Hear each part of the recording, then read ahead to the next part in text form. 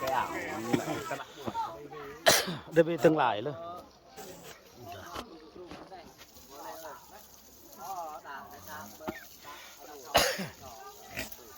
Có người ta họ mà lệch về bồn và em hổm có à lệch lệ bồn tụ bù đạ người trâu không có người tươi à giờ nó vì sạch sẽ.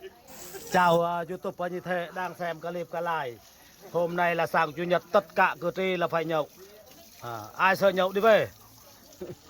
Tể nhau ngầu lửa bọn tạ gia vị mà đây cá rằm tôm tể là như hệ tùng nè sọc là tê cái lấy buồn ho mình đi đạ người ba phiêu với lửa này mà hồi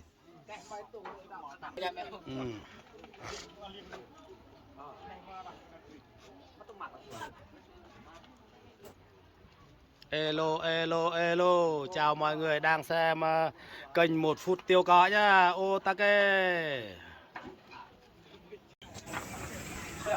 Hello hello hello chào mọi người nhá. Hôm nay lại đi ăn tiệc tung của truyền thống của Taoi Paco anh em nhá. Đây là phong tục của Taoi Paco. Phải làm một con heo. Đây là một con heo bản anh chị là ngon tuyệt vời. Anh em đang xem clip ca lai. con heo đất đấy. Ok. Anh em rất chi phong cảnh đẹp ở đây anh em tuyệt vời. Ok ok. Để nó vẫn hùn.